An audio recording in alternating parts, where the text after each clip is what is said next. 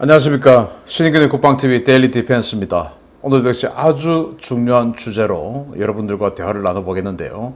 우리 대한민국 지금 큰일 났습니다. 완전히 국제적 왕따가 되고 있습니다. 우리 주변국들이 우리를 면전에 대놓고 안 된다, 쟤들은 같이 할 수 없다, 이렇게 외치고 있습니다. 그런데 그런 것들을 우리 스스로 자초하고 있습니다. 바로 이 정부 장관급 인사들이 그렇게 자초를 하고 있는데 정말 큰일 나 있습니다. 우방들에게 버려지는 대한민국, 정말 정신 차려야 되는데 어제 오늘 이 한 2, 3일 동안 무슨 일이 벌어지고 있는지 보겠습니다. 국뽕에 취해서 정신 못 차리는 한국 외교의 현 주소죠. 문재인이 처음 취임했을 때 더 네고시에이터 이래가지고 협상가 문재인, 트럼프와 김정은을 다룰 줄 아는 지도자라고 하면서 자기네들끼리 완전히 문재인 물고 빨고 야단이 났었죠. 외교왕이라고. 말도 안 되는 소리. 그런데 실제 외교 무대에서는 이렇게 완전히 겉도는 왕따 신세였습니다. 왕따 신세. 이런데도 그렇게 우리 문재인 대통령님이 최고야 라고 주장을 해오고 그걸 또 사실로 믿고 있는 사람들이 대단히 많습니다. 자, 이런 상황에서 우리 한국 외교가 현재 2, 3일간 무슨 희한한 일들이 벌어지고 있는가 보겠습니다. 한미일, 지금 이 북핵 관련해서 성김 대표를 비롯한 한미일 회담이 한국에서 열립니다. 그런데 그 한미일 회동일에 맞추어서 정의용 외교부 장관이 왕이 중국 외교부장을 초청했습니다. 지금 이 한미일 북핵 문제 회담을 하는 상황에 왕이 외교부장이 방한해서 이 사람은 대통령까지 만나고 고공비행을 하고 있습니다. 그래서 그냥 좀 상대적으로 봤을 때 니들은 저 아래급들끼리 놀아. 미국하고 일본은. 나는 중국은 대통령급하고 놀아. 이래서 마치 중국이 뭔가 우위에 있는 것처럼 이런 이미지를 연출하는데 이 한미일 회동은 아주 오래전부터 일정이 예정되어 있던 그런 회담이었는데 이거 지금 갑자기 중국에게 요청해서 들어오게 되는 것이죠. 동남아 가는 걸 우리한테 먼저 왔다 가세요 라고 한 거 아니겠습니까? 자, 왕 부장은 정의용 외교부 장관의 초청으로 14, 15일 한국을 방문한다. 왕 부장은 15일 정장관과 한중 외교장관 회담을 하고 이어 청와대를 찾아 문 대통령을 예방할 것으로 보인다. 라는 거 아니겠습니까? 이렇게 정말 대단히 불쾌한 외교적 결례를 미국과 일본에게 저지르면서까지 중국을 예우하고 드높이기 위해서 노력하고 있습니다. 정말 이건 용납할 수 없는, 미국 입장에서는 용납할 수 없는 그런 행위죠. 그런데 이렇게 왕이가 오는 이 행사, 바로 앞 행사가 또 있었어요. 그 행사는 뭐냐? 호주 국방장관 외교장관이 와서 우리 한국 국방장관 외교장관과 2+2 회담을 했습니다. 그 호주 장관 보내고 그리고 왕이 또 영접한 겁니다. 자, 한미일 회동에 앞서 외교 국방수장 한국 찾은 호주가 중국을 강력히 성토했습니다. 뭐라고 했냐? 호주 측은 인도 태평양 지역의 도전에 양국이 함께 맞서야 한다고 주장했다. 도전 국가를 명시하진 않았지만 호주와 대치 중인 중국을 겨냥한 발언으로 해석되었다. 페인 장관은 영내 정세에 대해 지역은 2019년 2+2 회의 이후 중대한 변화를 겪었다라며 우리는 급속한 기술 진보, 코로나19 팬데믹, 그리고 외부의 개입을 목격했으며 이 모든 것은 영내 평화와 안정을 위협한다 라고 진단했다. 양국 장관들이 회의 후에 가진 공동 기자회견에서는 중국이 직접 언급되기도 했다. 더튼 장관은 기자회견에서 중국과의 관계에 대해 한국과 호주 같은 경우 중국에 대항해서 당연히 이라고 말한 뒤에 잠시 말을 끊었다가 중국은 중요한 요소이고 중요한 회담 주체로서 논의될 수밖에 없다 라고 말을 이어갔다. 자, 한국, 호주가 2+2 회담, 외교부 장관, 국방부 장관 이렇게 회담을 했는데 여기에 호주 측은 아니 한국, 우리하고 같이 중국에 맞서야 되지 않느냐 라고 한 겁니다. 자, 그러면서 2019년 그 회담 이후에 지금 2년 지났는데 지금 보니까 그 사이에 급속한 기술 진보, 즉 화웨이를 비롯한 이런 빅테크를 가지고 중국이 세계 정보 시장에서 아주 못된 짓을 하는 게 이때부터 이제 본격적으로 드러나기 시작했죠. 그래서 그걸 꼬집은 거예요. 그리고 그 이후에 코로나19 팬데믹 중국 때문에 일어났죠. 그리고 외부의 개입, 중국이 정치적 개입하죠. 그리고 문화 공작하죠. 이런 중국의 정치 공작들, 이런 것들을 목격했다. 이런 것들은 영내 평화와 안정을 위협한다. 우리 호주도 그렇고 니들 대한민국도 그렇고 그 평화와 안정 다 위협한다. 이거 우리가 그래서 중국에 대항해서 당연히 라고 했다가 가만히 생각해 보니까 이 자식들은 중국 편이잖아 라고 해가지고 말 다 끊고 그냥 중국은 중요한 요소고 중요한 회담 주제로서 논의될 수밖에 없다 라고 말을 그냥 마무리를 한 겁니다. 원래는 중국에 대항해서 당연히 힘을 모아서 뭐 이렇게 하려고 했다가 가만히 생각하니까 얘들은 아니잖아요. 이제 이렇게 된 거예요. 정말 황당한데 이게 스타트입니다. 그러면서 중국에 개강된 호주를 보면서 상국의 심기를 건드릴까봐 노심초사한 한국입니다. 왜? 얘들 보내고 지금 왕이 상전 맞아야 되니까 왕이가 와서 야, 너 아까 방금 뭐라고 했어? 자식들 봐라? 라고 할까봐 겁이 덜컥덜컥 나는 거죠. 정의용이하고 서욱이. 자, 그래서 또 뭐라고 했냐? 한국과 호주의 외교 안보수장이 13일 서울에서 만나 양국관계 강화 의지를 다지며 협력 방안을 논의했다. 다만 중국과 관련해 호주가 경계심을 표하자 중국을 자극하지 않으려는 듯 우리 정부는 발언 수위를 조절하는 모습을 보였다. 더튼 장관의 강경 발언에 서 장관은 발언 수위를 조절했다. 그는 미국과 호주의 노선에 동의한다면서도 중국을 직접 언급하진 않았다. 서 장관은 더튼 장관과 협의해서 양측이 공감한 사항은 인도태평양 지역 평화와 안정, 항행과 비행의 자유 보장이 중요하다는 원칙이다. 이라며 이런 원칙은 그간 우리 정부도 대외적으로 일관되게 강조했던 바 있다. 라고 하는데 도대체 무슨 말인지 알 수가 없어요. 색깔도 없고 그런데 항행과 비행의 자유 보장이 중요하다. 라는 원칙. 이건 중국이 주장해왔던 워딩입니다. 항해의 자유, 비행의 자유. 자, 그래서 그러면 지금 남중국해에서 중국이 불법 인공섬을 만들어서 이거 우리 땅이야. 그러니까 이거 우리 영토, 영해 인정해줘. 그러니까 이 영해로 들어오지 마. 라고 하는 것에 대해서 국제사회가 항해의 자유가 있잖아. 무슨 소리야? 라고 하는 그거 하고 중국이 미야코 해협을 지나면서 항해의 자유, 알류산 열도를 지나면서 항해의 자유, 하와이 진주만 근처를 스쳐 지나가면서 항해의 자유. 이거하고는 다르다 이거예요. 그런데 중국도 우리도 항해의 자유, 비행의 자유 인정해. 라고 이야기를 합니다. 그렇지만은 지금 국제사회가 항해의 자유 이야기를 하는 것은 중국의 그 인공섬 때문에 하는 소리예요. 그런데 중국이 했던 말하고 똑같은 말을 하면서 살짝 피해갑니다. 근데 여기까지는 그냥 외교적으로 그렇게 한다고 치고 여기에서 아주 이제 본격적으로 우리와 호주의 이견이 본격적으로 드러납니다. 정말 우려되는 그런 상황인데요. 자, 뉴스원이 보도를 했는데 한국 정권을 간판 호주가 이제 파이브 아이즈가 지금 이슈가 되니까 기자들이 질문을 하죠. 파이브 아이즈 가입하는 것에 대해서 어떻게 생각하냐? 라고 질문하고 합니다. 그랬더니 호주가 이렇게 이야기합니다. 외교부 청사에서 열린 한국 호주 외교 국방 2+2 회의에서 마리스 페인 호주 외교장관은 쿼드와 파이브 아이즈에 한국이 동참하는 것에 어떻게 보느냐? 라는 질문에 즉답을 피했다. 이어 한국과 호주는 이미 믹타, 주요 20개국 G20, 경제 동반자 협정, 동아시아 정상회의 등 여러 다양한 채널이 구성되어 있다 라고 강조하며 사실상 다른 협의체를 통해 협력할 수 있다는 입장을 밝히면서 확대 논의를 일축했다. 자, 기자들이 파이브 아이즈에 한국 동참하는 거 어떻게 생각하세요? 라고 하니까 이렇게 얘기합니다. 아니, 한국하고 우리하고는 지금 믹타, 또 G20, 경제 동반자 협정, 동아시아 정상회의 이런 데서 잘 협력하고 있잖아요. 근데 딱히 또 확대할 필요 있나요? 즉, 이 말은 한국 들어오는 거 싫다 이겁니다. 이 말을 한 겁니다. 호주 외교장관이. 왜? 이틀 동안 얘들하고 말하다 보니까 역시 그동안 생각해왔던 대로 또 짐작해왔던 대로 얘들하고는 상종을 못하겠네. 얘들은 중국의 끈아풀이구나. 라는 것을 확신을 가져버린 것이죠. 한국에서 한국 기자들이 묻는데 이렇게 대답한 거죠. 그러면서 서욱 국방부 장관은 뭐라고 이야기했냐. 우리도 안 한다 이거예요.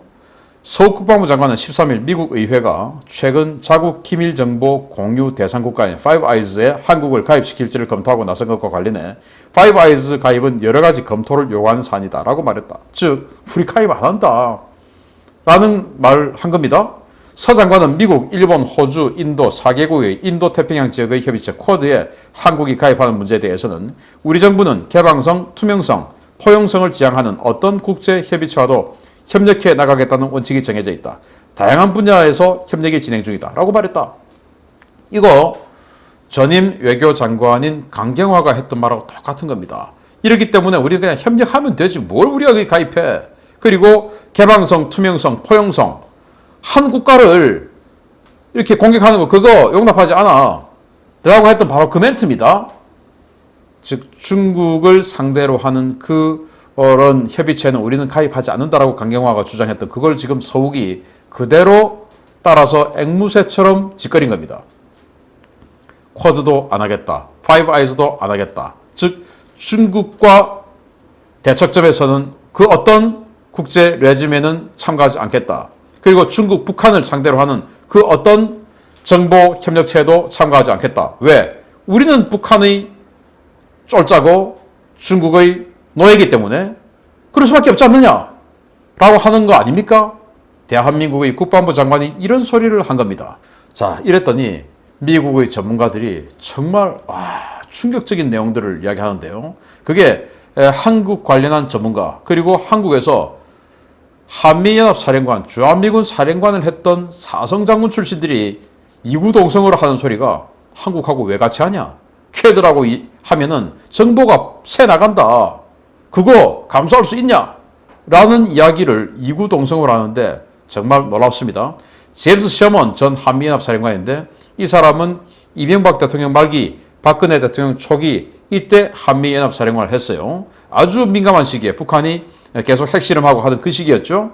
그런데 이 사람이 한미연합사령관 할 때는 당연히 한미동맹이 아주 튼튼하게 잘 진행되고 있을 때였지만 그는 한국에 2년 동안 재임하면서 지금의 한국 정권이 된 그때 당시 야당들 얼마나 처절하게 그리고 악랄하게 한국 정부 그리고 한미동맹을 해체하기 위해서 노력하고 그리고 북한에 대해서 너무나 친숙하고 중국을 너무나 사랑하는 모습을 한국에서 봤죠. 그래도 이 사람은 이명박 박근혜 정부 때 한미연합사령관을 하다 보니까 나름 조금 톤 다운을 해서 합니다. 이야기를. 한국에 접근권이 주어지는 것은 이치에 맞지만 정보 출처와 수집 방법이 보호되어야 한다는 데는 완전한 합의가 필요하다. 민감한 정보에 접근할 수 있는 사람이 많을수록 정보 유출의 취약성이 증가할 수 있다. 한국이 여기 들어오면 정보 유출된다 이겁니다. 그래서 정보 출처, 뭐 어떤 그 정보가 있으면 그 정보의 출처가 있지 않느냐. 그 정보의 출처와 정보 수집 방법이 노출이 되면 다음부터는 그 정보 소스를 활용할 수 없게 되는 거 아니냐. 그거 그렇게 되어도 좋다라는 완전한 합의가 필요하다. 과연 이 파이브 아이즈에 소속되어 있는 다른 나라들, 캐나다, 호주, 영국, 뉴질랜드 이런 나라들이 그거 합의해 주겠냐? 자기네들이 취득한 대북 정보, 자기네들이 취득한 대중국 정보 이런 것들이 한국을 통해서 막 빠져나가는데 이거는 뉴질랜드가 어떠한 감청소에서 감청을 해서 받은 정보야 라고 하는 것들.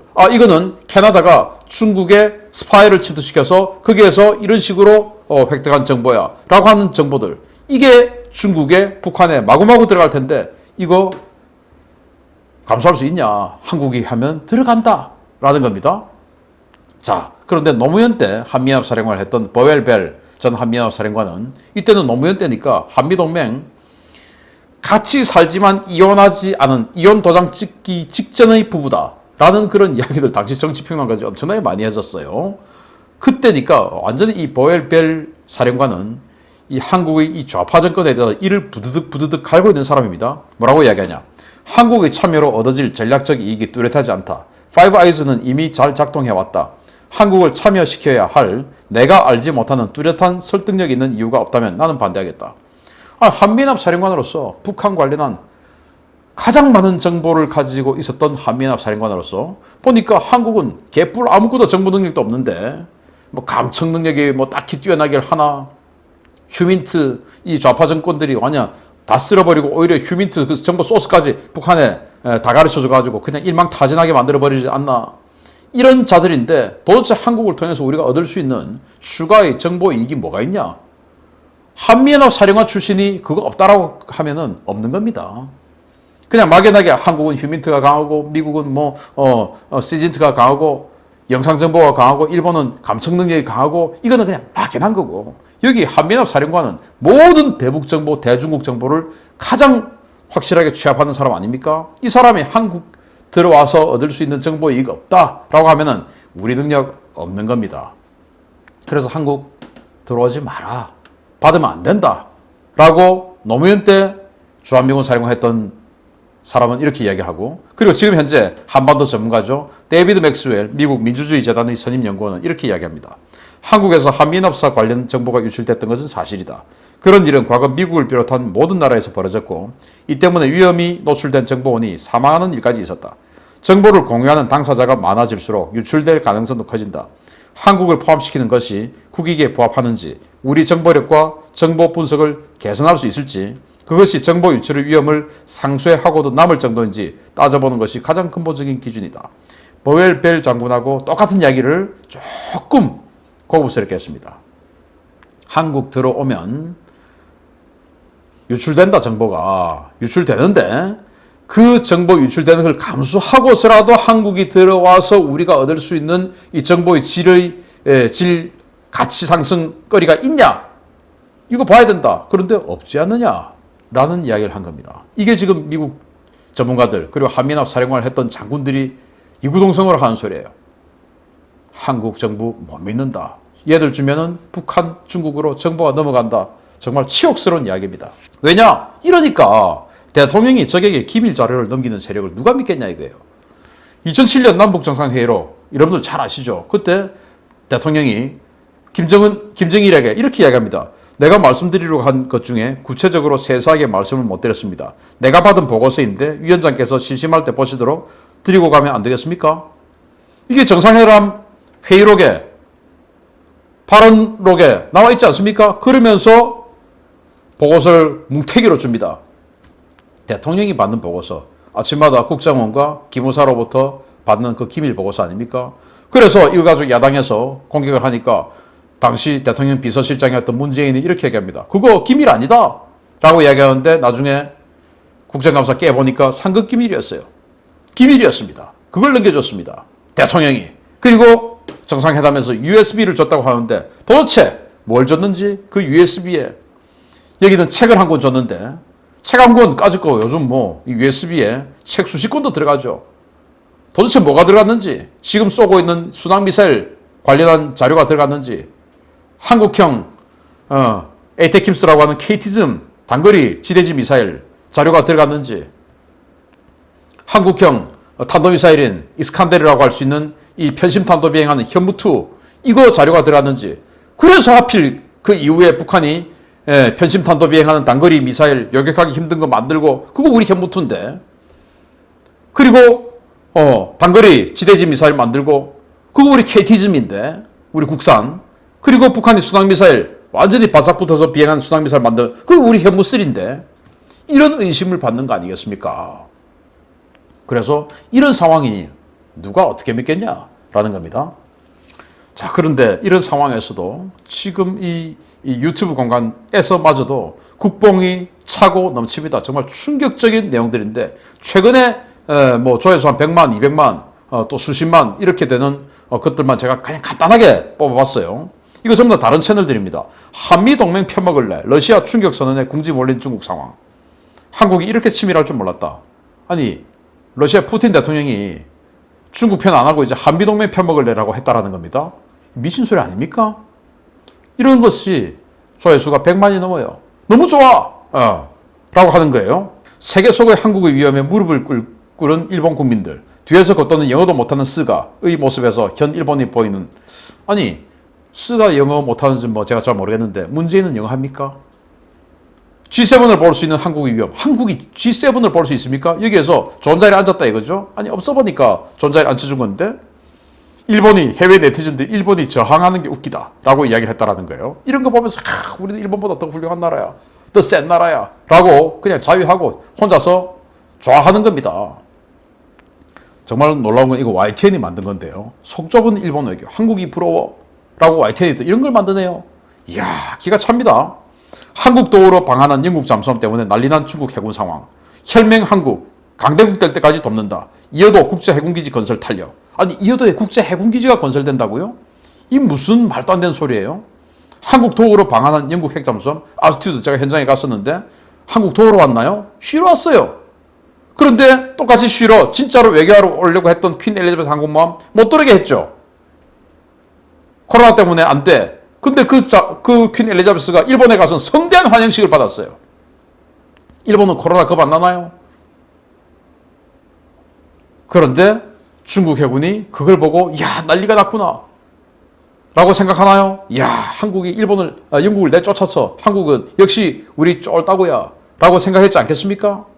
그런 거 보면서 인그룹 페이보리티즘, 이거 영어로 국뽕을 검색하면 이렇게 나옵니다. 완전히 그냥 국뽕에 취해가지고 미쳐가지고 전 세계가 우리를 어떻게 보고 있는지 알고 싶지도 않고 그냥 마치 이란이 유조선 개조한 이런 말도 안 되는 색칠만 군함 색깔 칠한 이런 걸 끌고 대서양 한 바퀴 도는 걸 가지고 이 통제권, 해양 통제권, 해양 거부권, 그리고 해군 해양 투사력 이런 거 확보했다 라고 이란이 자기네들 국내 정치적으로 국뽕하고 있는 이거하고 똑같은 거 아니에요? 우리 이런 거 보면 우습지 않습니까? 야 이란 봐라 참 기가 찬다. 지금 전 세계 나라가 대한민국 보면 그러지 않겠습니까? 기가 차죠. 호주로부터 파이바에서 안 돼. 코드 뭐 때문에 자들하고 같이 해. 우리 지금 다른 거 잘하고 있잖아. 어차피 G20에서 하고 있으니까 안 돼. 라는 이런 평가를 받는 대한민국.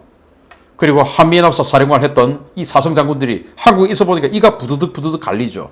그러다 보니까 얘들한테 정보 주면 얘들은 바로 북한과 중국에 들어간다니까. 근데 왜 해? 라는 이런 소리를 듣는 대한민국 외교. 지금 한국과 미국, 일본이 북한 핵 관련해서 또 북한 정세 관련해서 회담을 하는데 거기 중국 외교부장을 불러서 대통령을 만나게 하는 이런 무지막지한 결례를 고의로 저지르고 있는 대한민국. 이거 정권 안 바뀌면 한미동맹 끝나지 않겠습니까? 미국과 동맹이 아니고 미국과 적이 되어서 잘 사는 나라가 있는가? 100년 동안의 역사를 보면서 여러분의 자녀들이, 여러분의 손녀들이 그런 비참한 나라에서 살기를 바라는가? 다시 한번 생각해 보시기 바랍니다. 미국이 좋고 싫고가 아닙니다. 잘 살아야 됩니다. 정권 바꿔야 됩니다. 마치겠습니다. 감사합니다.